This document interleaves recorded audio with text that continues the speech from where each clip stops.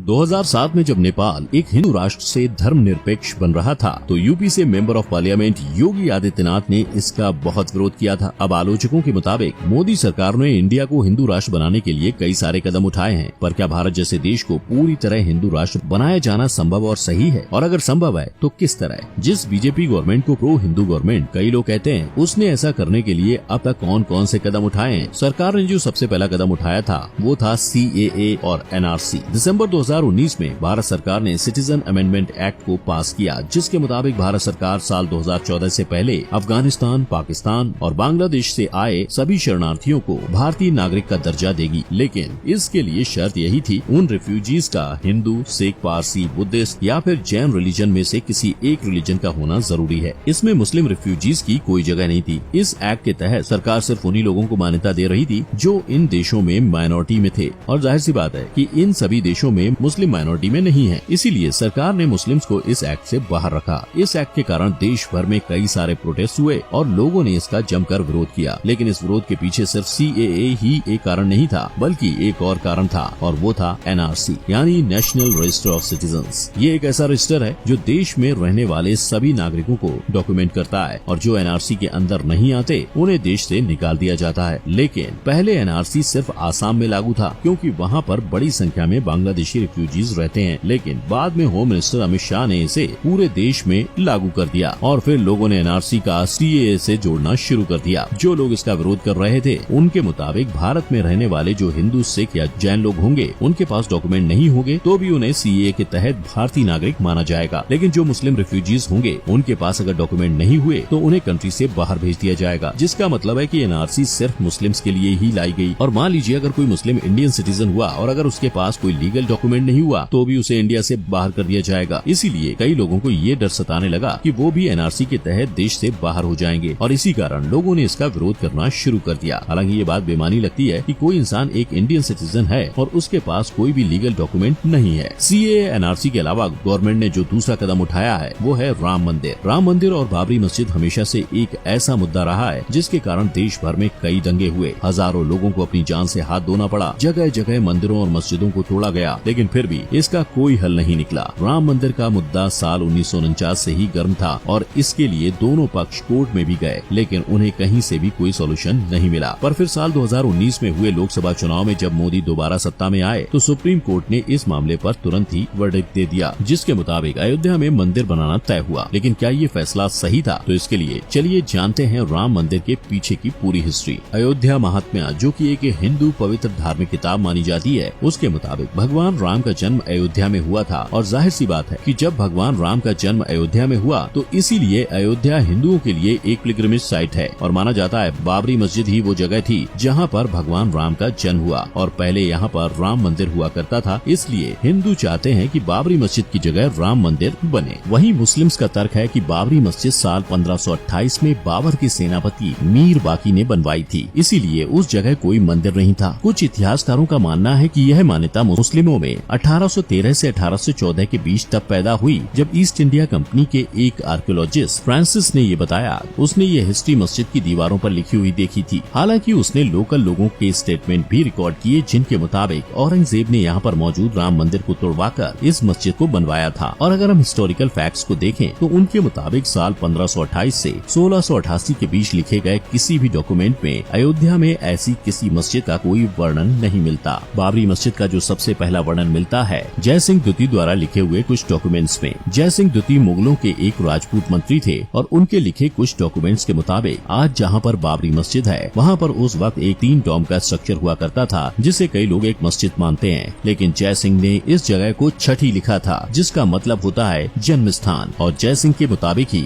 इस छठी के कोर्टयार्ड में एक चबूतरा हुआ करता था, जिसके आसपास हिंदू पूजा करते थे। वहीं अगर हम बाबर द्वारा लिखी हुई इसकी आत्मकथा बाबरनामा में देखें तो उसमें ऐसी किसी मस्जिद का कोई वर्णन नहीं है। इसके विरोध में मुस्लिम्स का तर्क ये है कि साल 1528 से लेकर 1549 तक अयोध्या पर मुस्लिम्स का राज था और इसी दौरान यहाँ मस्जिद बनाई गई। लेकिन साल 1949 में कुछ लोगों ने वहाँ पर भगवान राम की मूर्ति रख दी और कहा कि ये राम जन्मभूमि है। लेकिन बात वही थी, मुस्लिम्स के पास कोई भी रिटन डॉक्यूमेंट्स नहीं था, जबकि हिंदूज के पास जय सिंह द्वितीय के वो डॉक्यूमेंट्स और 2 ट्रेवलॉग्स भी थे, जो कि 2 विदेशी ट्रेवलर्स ने साल 1743 और 1785 में अपने इंडिया टूर के दौरान लिखी थी, जिनमें बाबरी मस्जिद का कोई जिक्र नहीं था, लेकिन राम चबूतरा, स्वर्ग द्वार, सीता रसोई और बेदी का जिक्र जरूर था, जिसका मतलब था कि हिंदू यहाँ पर बहुत पहले से पूजा करते आ रहे थे। और इसी कारण सुप्रीम कोर्ट ने ये माना कि मुस्लिम्स के पास कोई भी एविडेंस नहीं है, जबकि हिंदूज के पास एविडेंस है, इसलिए उन्होंने अपना फैसला हिंदुओं के पक्ष में दिया। बीजेपी सरकार जो तीसरा कदम उठा रही है वो है यूनिफॉर्म सिविल कोड यानी यूसीसी। यूनिफॉर्म सिविल कोड का मतलब है कि भारत में रहने वाले हर नागरिक के लिए एक समान नागरिक कानून हो। इंडिया की कॉन्स्टिट्यूशन के आर्टिकल 44 के मुताबिक पूरे भारत में यूसीसी होना चाहिए, लेकिन हाल फिलहाल इंडिया में हिंदू, सिख, जैन और बुद्धिस्ट लोगों के लिए हिंदू सिविल कोड लागू है, जबकि मुस्लिम्स के लिए शरिया लॉ लागू होता है। भारत सरकार पूरे देश में यूसीसी लागू करना चाहती है, लेकिन कई मुस्लिम यूसीसी के सख्त खिलाफ हैं। All India Muslim personal law board ने